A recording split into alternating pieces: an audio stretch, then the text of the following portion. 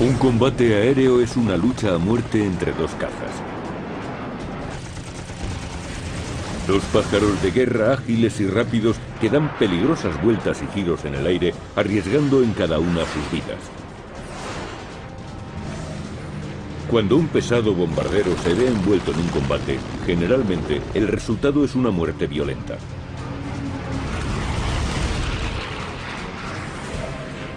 Pero hay algunos pilotos de bombardero que, gracias a su destreza y su valor, hacen frente a situaciones críticas y encuentran la forma de sobrevivir a otro avión de combate.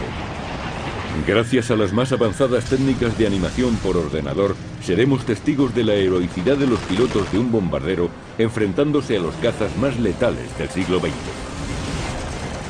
Experimentaremos la batalla, analizaremos las tácticas, reviviremos los combates aéreos.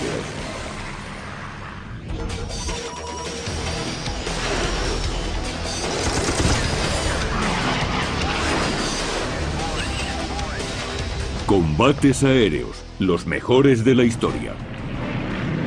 8 de mayo de 1942. La batalla del Mar del Coral causa estragos en los cielos del Pacífico. Los portaaviones norteamericanos se enfrentan al Japón imperial, que trata de consolidar su control sobre las Islas Salomón, convirtiéndose dicho combate en uno de los más duros de la guerra.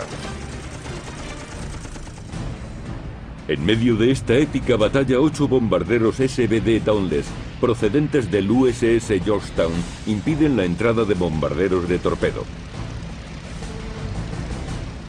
Es un trabajo para los cazas, pero no hay suficientes. Lidera la formación el capitán Stanley Sweet Vectasa, un experimentado piloto del SBD. A los 10 minutos de patrulla, divisa aviones enemigos que se aproximan, y no son bombarderos de torpedo. De repente vi un destello de luz de sol reflejando sobre el metal y supe que venía. Un grupo de los temibles cazas A6M30 les pasan por encima y se colocan justo detrás de los SBD, adoptando una posición perfecta para el ataque.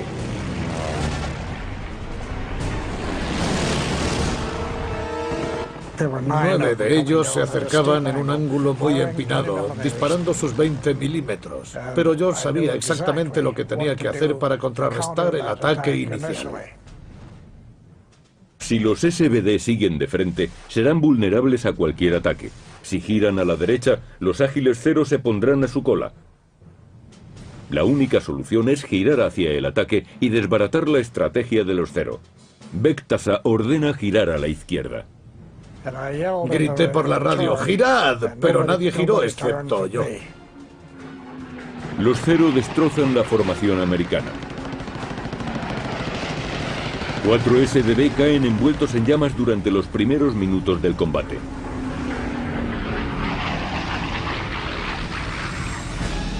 Vectasa, que ha girado a la izquierda, se aleja de la matanza, pero uno de los Cero pica sobre él desde las 7 en punto. Me di cuenta de que venía hacia mí, así que bajé el morro y salí disparado hacia mi izquierda, pero entonces él se situó justo sobre mí. La hábil maniobra de Sweet hace que el Cero no acierte a darle. Pero sabe que su lento bombardero no puede superar la velocidad del Cero. Tiene que mantenerlo frente a él. El resistente SBD efectúa con facilidad un giro de 180 grados de alta G.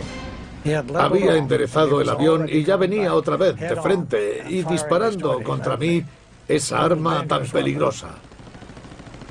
Un 20 milímetros en el motor puede destrozarte. El problema de ir de frente en un Dauntless SBD contra un Cero japonés es que el Cero tiene un cañón de 20 milímetros cuyo alcance es mucho mayor que el de los cañones del SBD. Los dos aviones se precipitan uno contra otro. Vectasa trata de alejarse del punto de mira del piloto japonés. La maniobra más adecuada en esa situación es un deslizamiento, un derrape a la izquierda. Vectasa acciona al máximo su timón izquierdo. El morro se desliza a la izquierda, evitando la ráfaga letal de disparos del cañón de 20 milímetros.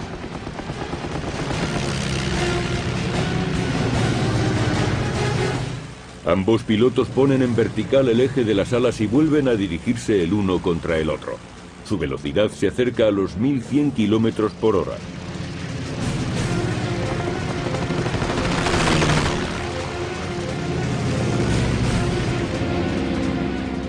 Vectasa invierte la dirección para una nueva pasada. Pero surge un imprevisto. El piloto enemigo no ha dado la vuelta para enfrentarse de nuevo y se aleja de Vectasa. En aquel momento pensé que estaría en comunicación con otro u otros, e inmediatamente apareció un segundo caza. Entonces se da cuenta de que ahora es un combate 2 versus 1, como solemos decir. Él contra los dos ceros. Inferior en número y en artillería, la supervivencia de Sweet Vectasa está en una situación crítica. El bombardero en picado SBD no fue diseñado para este tipo de combate.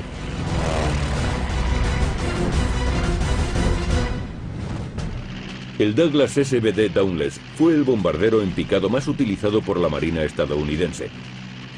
Fue creado con el objetivo de transportar una única bomba de 500 kilos, caer en picado casi en vertical, soltar la bomba e iniciar la maniobra de recuperación. El avión tiene en el morro 2 ametralladoras fijas del calibre 50 y un par de ametralladoras orientables del calibre 30, manejadas por un artillero situado en la parte posterior. En los primeros 6 meses de la guerra, los SBD destruyeron casi la mitad de los portaaviones japoneses. Para cumplir con su misión, el SBD fue dotado de un fuerte armazón capaz de soportar hasta 12 Gs, algo esencial en picados muy pronunciados con salidas bruscas. También estaba equipado con alerones de tipo queso suizo.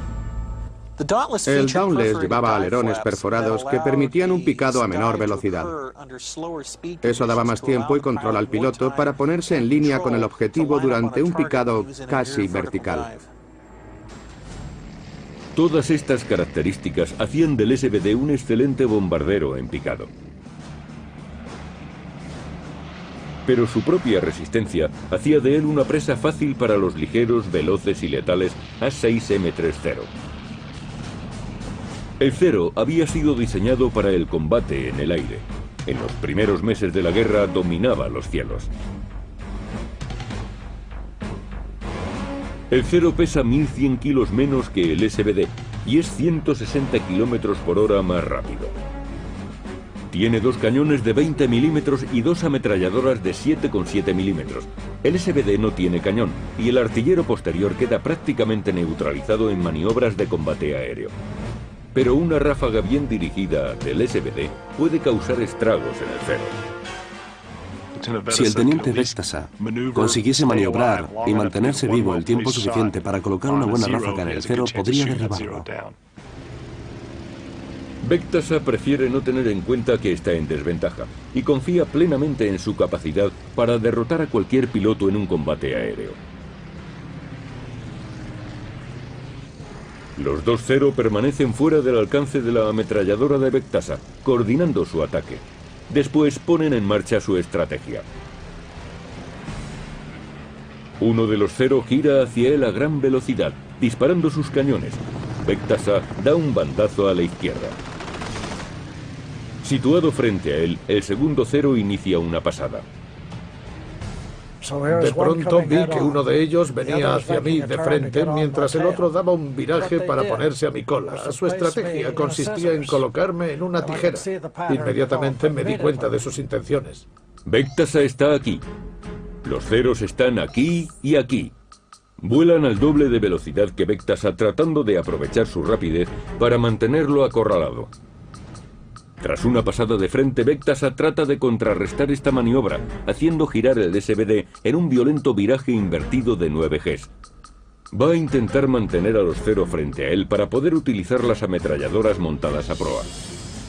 El robusto SBD puede soportar la brusquedad del giro, pero Sweet no. Su cuerpo solo puede soportar 9 Gs durante unos pocos segundos antes de perder el conocimiento. El Zero que hay frente a él ataca.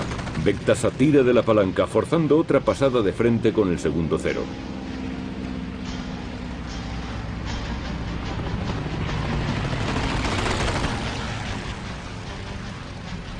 El japonés trata de imitar las maniobras de Vectasa. Giros violentos, bandazos, cambios de altura, caídas en picado y ascensos. Hacía todo tipo de maniobras para evitar que tuvieran una buena situación de tiro sobre mí. Los ceros no pueden seguir aquellos imprevisibles movimientos. Un giro de 9 Gs arrancaría las alas de un cero. El combate ha llevado a Vectasa hasta el límite de la resistencia humana. Un instante después, sus posibilidades de volver a casa sano y salvo se reducen aún más. Otro cero se apunta a la cacería. Entonces aparece un tercer avión que viene desde arriba. Lo veo llegar desde lo alto, situándose justo sobre mí y dirigiéndose hacia mí en vertical.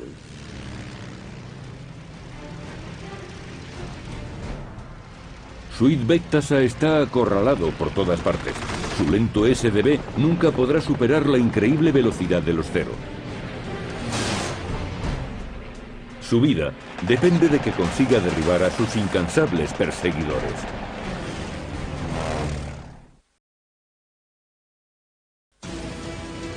8 de mayo de 1942. El teniente Suid Vectasa, pilotando un bombardero SBD Dauntless, lucha en solitario contra 3 cazas cero japoneses. Algo que nunca hubiese imaginado. 2 ceros enemigos tenían acorralado a Suid por delante y por detrás. Y ahora, un tercero cae sobre él desde lo alto a las 3 en punto. El cero cae en picado sobre Suid, mientras este trata de esquivar los ataques de los otros 2 ceros mediante bruscas inclinaciones. Los japoneses lanzan cientos de balas, algunas logran perforar el fuselaje del avión de Vectasa, pero el resistente SBD permanece en el aire. Suid se mantiene con vida gracias al extraordinario dominio de su avión, pero tiene que realizar un tremendo esfuerzo por mantener sus pies y manos en los controles. En algunos momentos, su cuerpo llega a pesar 250 kilos. Yo estaba continuamente provocando fuertes sacudidas en el avión. Le exigía mucho, hacía picados completamente abiertos, tanto en G negativa como en G positiva.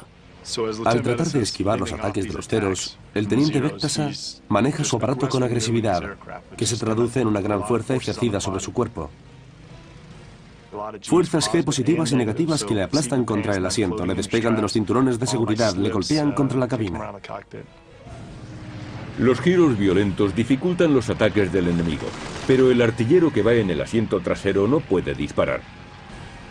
La fuerza de los giros a 9 Gs apenas le permiten levantar la cabeza, menos aún apuntar sus ametralladoras. El problema es que con los cinturones de sujeción y con maniobras tan violentas no podía dirigir el arma, no se podía colocar en posición de disparo.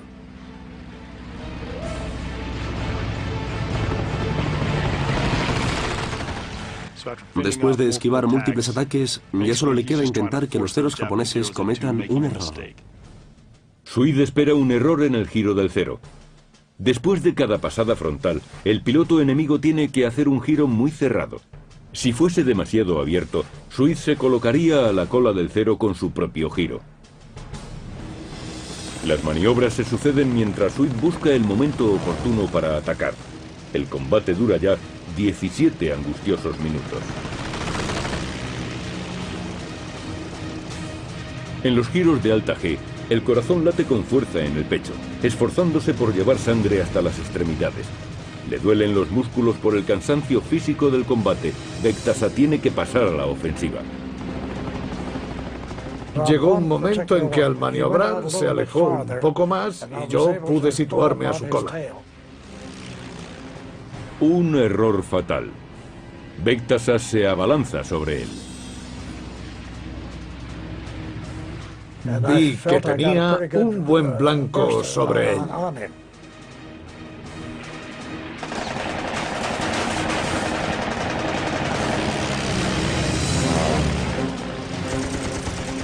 Vi que echaba humo y supuse que lo había alcanzado. El contraataque de Vectasa ha resultado letal, pero aún quedan otros 2 ceros en el aire. Uno de ellos se prepara para otra pasada vertical. Cuando el piloto enemigo asciende, Sweet ve una oportunidad y va tras él. Se lanza hacia arriba disparando las ametralladoras. Me puse a ascender casi en vertical. Él estaba a mi alcance, le tenía en ángulo. Comenzó a hacer un giro y yo comencé a seguir su misma trayectoria. Le envié una buena ráfaga y después se me caló el motor y empecé a caer.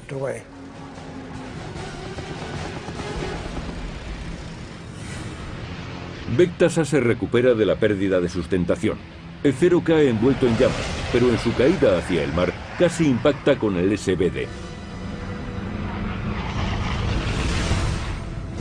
Después de evitar mediante dos atrevidas maniobras los repetidos ataques japoneses, Vectasa se ha puesto casi en igualdad de condiciones. Solo queda un Zero. Era una lucha a muerte. Él quería matarme y yo quería acabar con él. Vectasa, con su lento bombardero en picado, está aquí. El ágil Zero está aquí, dando vueltas alrededor de Vectasa y preparándose para la pasada final, la decisiva. Dio la vuelta y se volvió hacia mí. Yo pensaba que el Zero había realizado tantos disparos contra mí que ya no tendría municiones. Pero Vectasa estaba equivocado. El Zero sigue enviando balas de cañón contra el SBD, que se desliza hacia la izquierda para evitar el fuego letal del Zero. Seguía acercándose. Y entonces me di cuenta de que pretendía estrellarse contra mí. El piloto suicida japonés hace un tonel y se lanza a embestir el SBD de Sweet. Justo en el último momento tiré del avión, inicié una vertical y giré hacia atrás. En ese instante nos cruzamos y oí un fuerte golpe, como si hubiéramos chocado. Vi que algo salía disparado y pensé que había perdido un alerón. Milagrosamente, Vectasa salió ileso de la colisión en pleno vuelo contra el Zero. Uno piensa que si dos aviones se acercan a 800 kilómetros por hora y hay una colisión entre ellos, el resultado tiene que ser catastrófico para los dos aviones. Por lo visto, la robustez del SBD hizo trizas al Zero japonés.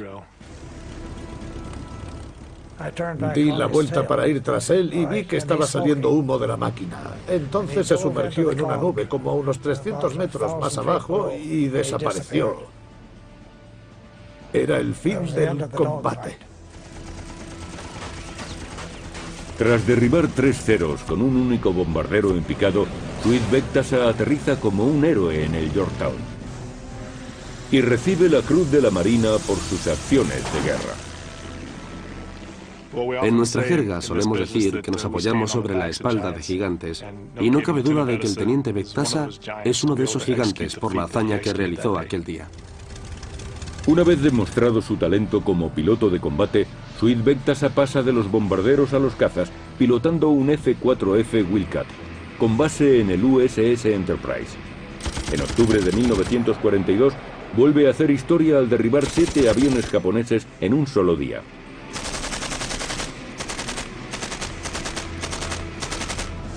Pero en la zona de acción del Pacífico, otros grandes bombarderos seguían encontrando grupos de cazas japoneses.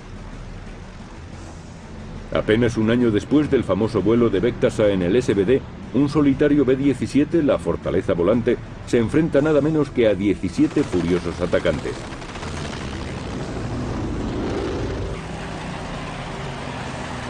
Es uno de los enfrentamientos aéreos más duros de la Segunda Guerra Mundial.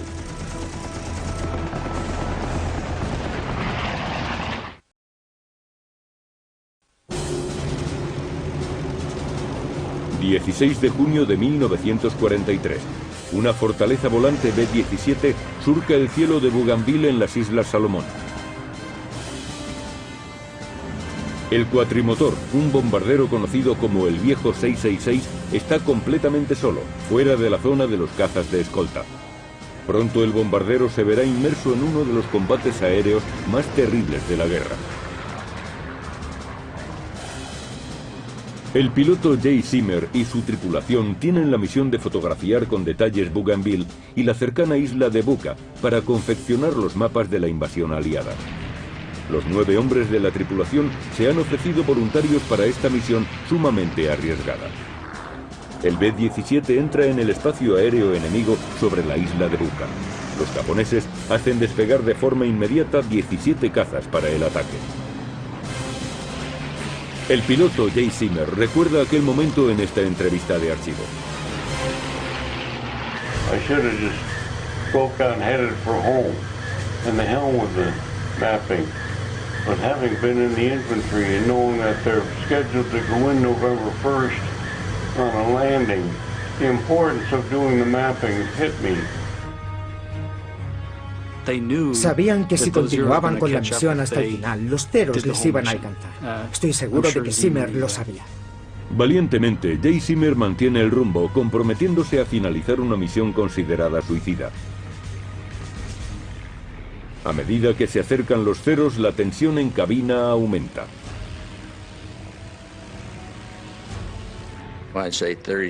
Creo que aproximadamente unos 30 o 45 segundos antes de que terminásemos la misión ya estaban allí, detrás de nosotros. Fue un infierno. Los cazas japoneses rodean el bombardero americano y se mantienen fuera del alcance de sus ametralladoras, coordinando el ataque. La batalla que se avecina es una pesadilla para cualquier piloto. El combate entre un enorme bombardero y 17 cazas. La historia del viejo 666 empezó 5 meses antes en Port Moresby, Nueva Guinea, la base de operaciones del grupo de bombardeo número 43. Jay Zimmer y sus hombres tenían fama de indisciplinados y estaban los últimos en la lista de espera de los nuevos B-17. Zimmer se vio entonces obligado a buscar otra cosa. The photographer from the 8th Polar Squadron said, I know where there's an old airplane. Nobody will fly it anymore because every time it goes out it gets shot to hell. La maltratada fortaleza estaba destinada al desguace. Los hombres de Zimmer recuperan el avión con el número de cola 666 y lo remolcan hasta su escuadrón para tapar los agujeros y ponerlo a punto para el vuelo.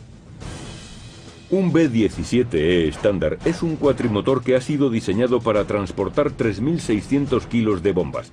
Además, lleva 13 ametralladoras distribuidas por todo el aparato. Pero Jay Zimmer y su tripulación necesitan algo más de artillería. Piensan presentarse como voluntarios para las misiones más peligrosas, las que nadie quiere hacer. Los hombres de Zimmer equipan la fortaleza con artillería suplementaria. Las ametralladoras laterales se convierten en dobles del calibre 50.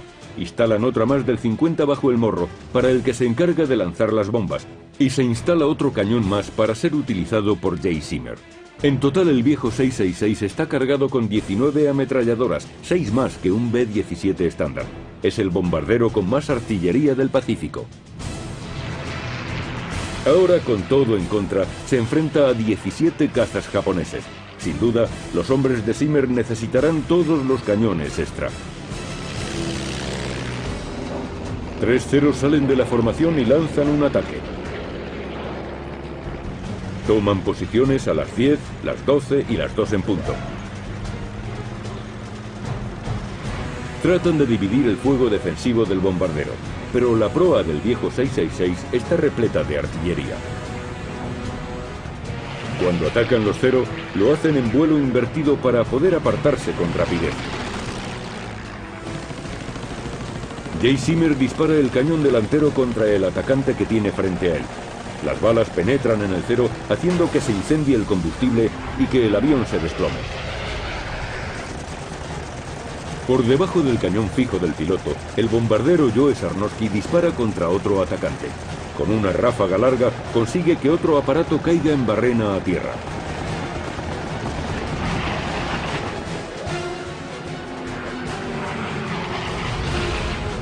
Han dado el primer golpe, pero su alegría no dura demasiado. Las balas del explosivo cañón de 20 milímetros del tercer Zero impactan en el puente de mando y en el fuselaje. Dispararon desde mi lado. Pero el impacto fue en el lado de Jay, que se llevó la peor parte. En el asiento del piloto, la metralla penetra en las piernas, los brazos y las muñecas de Zimmer. Trozos de plexiglas y de metal del morro desgarran el vientre de Joe Sarnowski. Sarnowski se estaba muriendo a consecuencia de las heridas. Sin embargo, empezó a arrastrarse hacia el morro. El copiloto le preguntó, ¿te encuentras bien? Pero Sarnowski siguió arrastrándose hacia su ametralladora.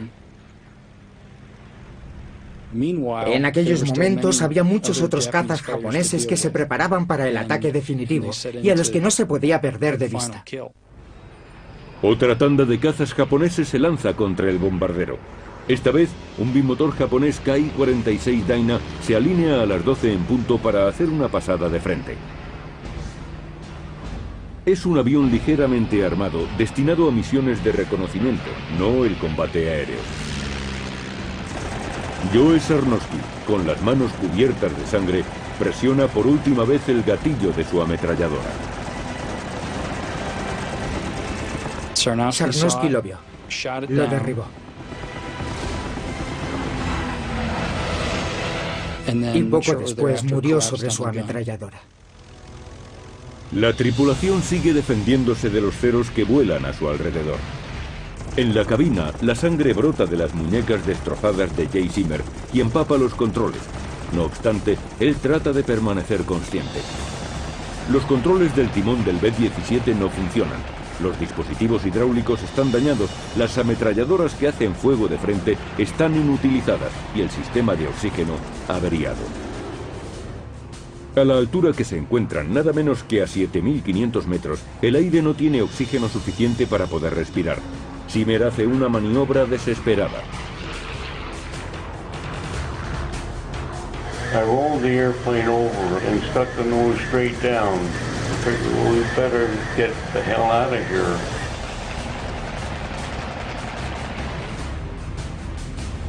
El viejo 666 desciende 4.800 metros en 40 segundos. Se ponen a 2.500 metros, donde la tripulación puede respirar sin ayuda del equipo. Pero los cazas restantes se sitúan fácilmente al nivel del bombardero herido, colocándose frente a él para reanudar los ataques frontales.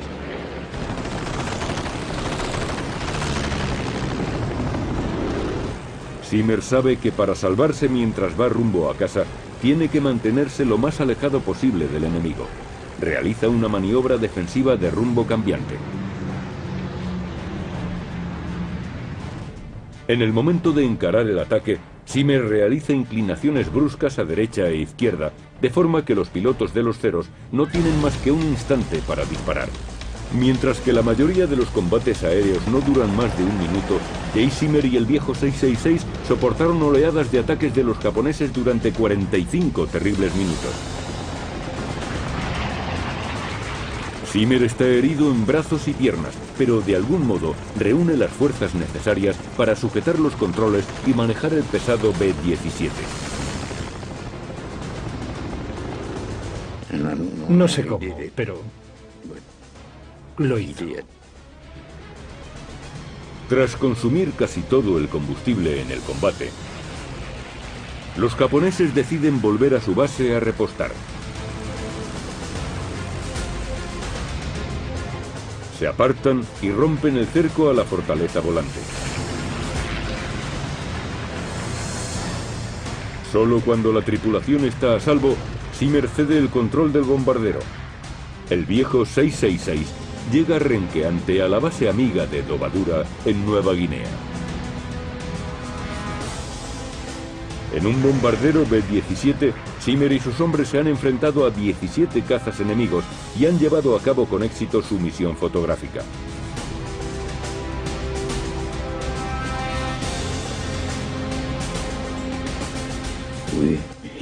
He hecho un montón de aterrizajes desde entonces, pero ninguno como aquel.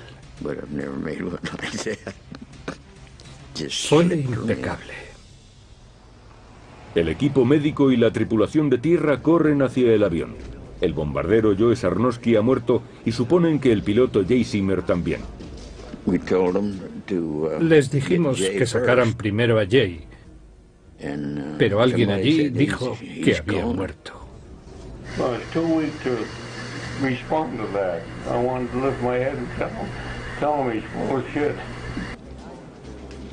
Sorprendentemente, Zimmer salió vivo.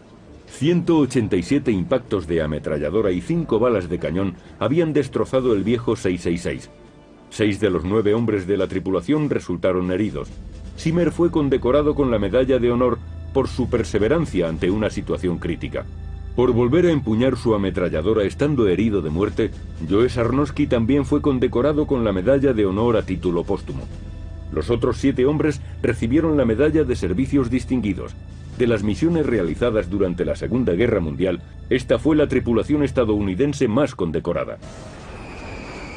2 décadas más tarde, en los cielos hostiles de Vietnam del Norte, Leo Thornes, que pilotaba un F-105 Thunder Chief, añadió un nuevo capítulo a la historia de los pilotos. Él se convirtió en uno de los mejores, enfrentándose con su cazabombardero F-105 a un grupo de MiG-17. Fue uno de los combates aéreos más increíbles de la guerra de Vietnam.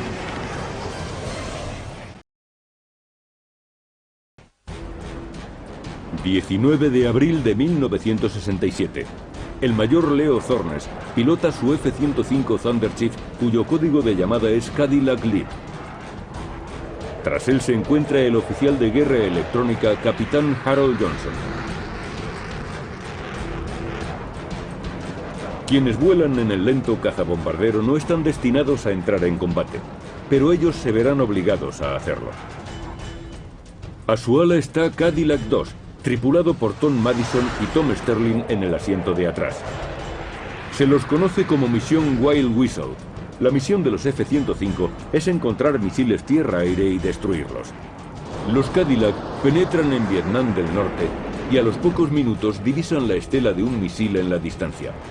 Thornes sabe que en su base debe haber una lanzadera.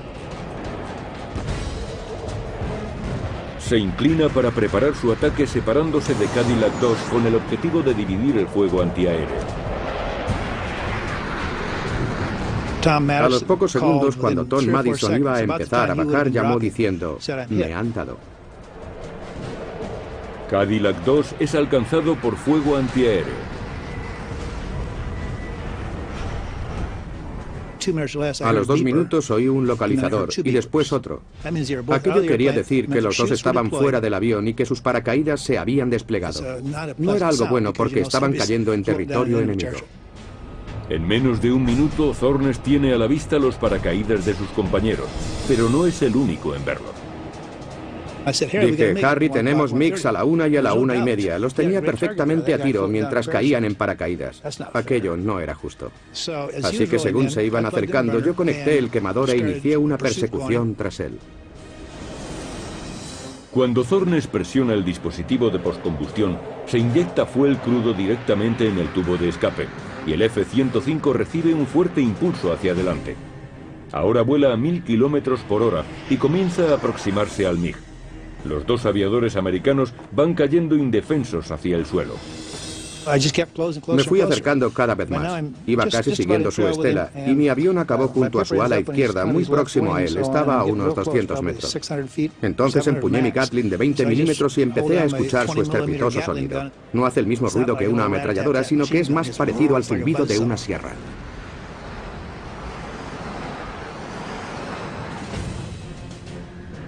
Thornes maneja su objetivo con pericia. La Gatling de 20 milímetros prende irremediablemente fuego al MiG con una ráfaga de 300 balas en 3 segundos. Se desprendió el tanque y el ala. El piloto salió despedido y yo tuve que maniobrar para evitar todos aquellos restos. El MiG cae en espiral envuelto en llamas. Los pilotos del avión americano derribado están a salvo de los cañones del MiG, aunque siguen cayendo a territorio enemigo, donde les esperan años de prisión y tortura si son capturados. Entonces di la vuelta y Harry me dijo: "Leo, tenemos a los MiGs pegados al trasero". Miré y vi la panza de un MiG. Si ves la panza de un avión mientras haces un giro cerrado, mal asunto, porque significa que tiene ventaja sobre ti. El piloto enemigo ya está dentro del giro del 105. El radio de giro superior del caza MiG-17 le permitirá disparar cómodamente sobre el pesado F-105. Lo único que Thornes puede hacer para salvar la vida es acelerar al máximo. Se deja caer de proa y acelera hasta llegar al nivel de las copas de los árboles. Va demasiado bajo y demasiado deprisa para que le puedan seguir las baterías antiaéreas. Resulta emocionante alcanzar una velocidad supersónica durante 6 u 8 segundos.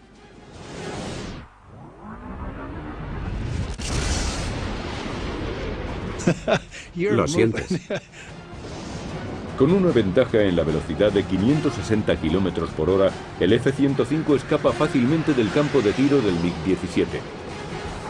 Pero aún tienen que preparar una operación de rescate para recuperar a los tripulantes del Cadillac II. Leo Thornes volverá a ser llamado para enfrentarse a otra situación crítica. Un combate para el que su F-105 Thunder Chief no estaba preparado. El Republic F-105 Thunder Chief, o THAN, como se le llamaba, no estaba pensado para el combate aéreo. Formaba parte de una nueva generación de aviones multifuncionales creados para la Guerra Fría. Su motor Pratt & Whitney J-75 le hacía alcanzar una velocidad máxima de 2.240 km por hora, 2 veces la velocidad del sonido. Estaba equipado con un único cañón de 20 milímetros para el combate aéreo. El F-105 no era bueno para combatir. Fue fabricado para el uso de armas nucleares en caso de una tercera guerra mundial. Estas han de ser depositadas desde una altura baja y a gran velocidad, y esas son las características del vuelo del avión. Era un avión muy rápido y no podía girar. En un combate aéreo, el MiG-17 vencería fácilmente al F-105. Con sus 6.350 kilos, el MiG es mucho más pequeño que el THAN, que pesa 22.700 kilos. El MiG-17 es más maniobrable y tiene más capacidad de fuego. La única ventaja del F-105 sobre el MiG es su increíble velocidad. Leo Thornes acaba de utilizar esa ventaja para retirarse a un espacio aéreo amigo, pero está escaso de combustible. Los aviones nodriza permanecen sobre Laos para repostar a los aviones que vuelven del combate. Thornes llama a uno de ellos y se conecta a él. Mientras llena el depósito, la operación rescate se intensifica. Envían a varios A-1 Skyriders, llamados Sandys. Como funcionan a propulsión, pueden volar despacio y a baja altura sin que se calen y proteger de las fuerzas enemigas de tierra a los pilotos derribados hasta que lleguen los helicópteros de rescate. Pero el A-1 no es equivalente al MiG-17. Leo Thornes y su compañero Harold Johnson saben que los A-1 necesitan ayuda. Sabíamos que la situación no era buena, pero no había otro remedio. O lo hacíamos en aquel momento o nunca. Y nosotros éramos los únicos que podíamos hacerlo. No había nadie más. Thornes y Johnson vuelven al combate, pero antes de llegar se produce el desastre. Un grupo de MiG-17 cogen en una emboscada a uno de los Sandys.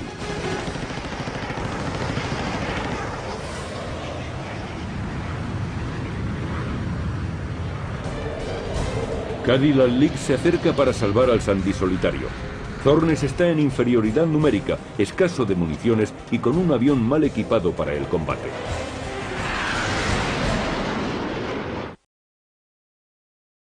...19 de abril de 1967... Leo Thornes, que pilota un cazabombardero F-105, acude a proteger a un solitario A-1 Skyrider del ataque de un grupo de MiG-17 enemigos. El A-1 se mantiene por encima de los árboles volando lentamente y haciendo giros bruscos. Los MiG no pueden girar así sin perder la sustentación. La táctica funciona, pero solo es cuestión de tiempo. Me acerqué a él y lo saqué de allí. Entonces el A-1 dio la vuelta y se fue. Thornes está aquí. Los MiG están aquí, volando alrededor del Sandy situado aquí. Thornes utiliza su propio avión como cebo para atraer a los MiG y alejarlos del Sandy. Vi por lo menos 3 MiGs. Me aproximé a unos 1000 metros de ellos para hacer un giro muy cerrado y me puse a la altura del tercer MiG. Yo estaba ligeramente por encima de su trayectoria, un poco adelantado. Y pensaron que iba a volverme contra ellos o pegarme a ellos, pero en ningún caso podía volverme contra 3 MiGs.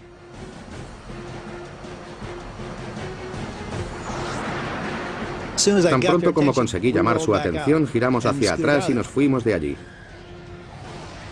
Para entonces ya se habían entretenido conmigo lo suficiente para que el Sandy pudiese escapar. La temeraria maniobra ha dado resultado. Usando solo la potencia de su avión, Thornes se aleja de los MiG hasta ponerse a salvo. Los MiGs dejan de seguirle, pero Thornes sabe que no queda nadie para proteger a los pilotos caídos. Vuela en círculos para atraer de nuevo a los MiGs. Los MiGs están esperando que vuelva al lugar del derribo. Han montado una trampa clásica, la rueda de carro. En una rueda de carro, 3 o más MiGs forman un amplio círculo. Un piloto americano no puede ponerse a la cola de alguno de los MiGs sin tener a otro detrás. Thornes se dirige hacia el avispero. Por supuesto, caímos en su trampa. Nos metimos en ella. Y no me di cuenta hasta que ya estábamos prácticamente dentro de la rueda. Atrapado dentro de la rueda, Thornes tiene MiGs en todas las direcciones, dispuestos a acabar con él. Ahora tiene que atacar. De pronto vi un MiG acercándose a la 1 en punto sobre mi posición. Él me vio a mí y se acercó un poco más. Entonces yo me situé frente a él y le lancé la última munición que me quedaba.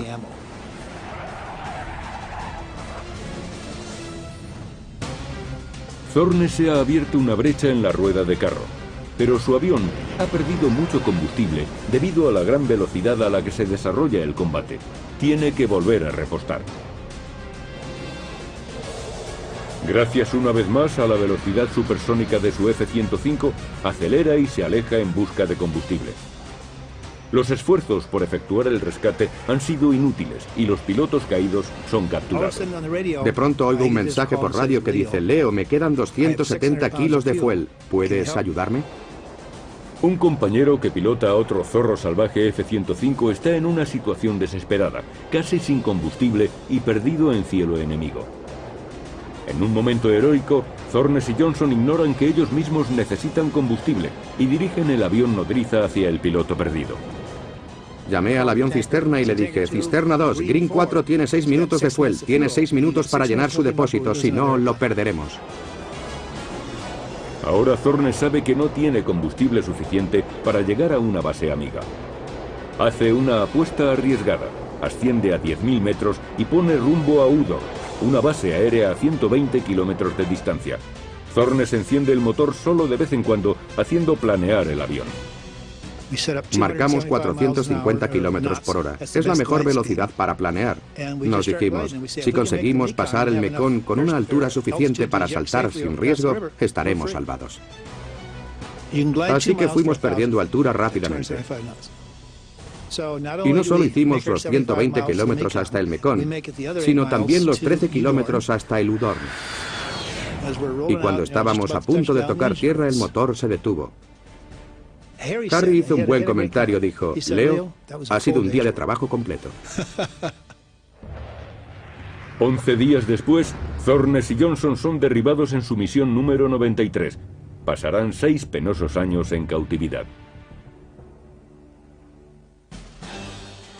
El 15 de octubre de 1973, 7 meses después de su liberación y 6 años después de que emprendiera su arriesgada misión, Thornes es condecorado por su heroísmo ante una abrumadora adversidad.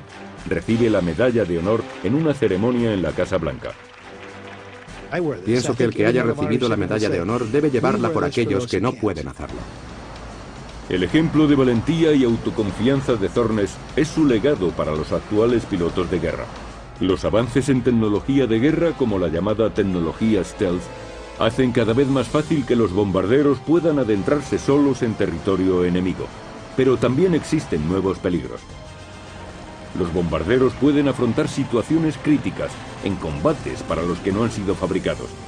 Pero como siempre, es el valor y la astucia de los pilotos lo que marcará la diferencia entre la vida y la muerte.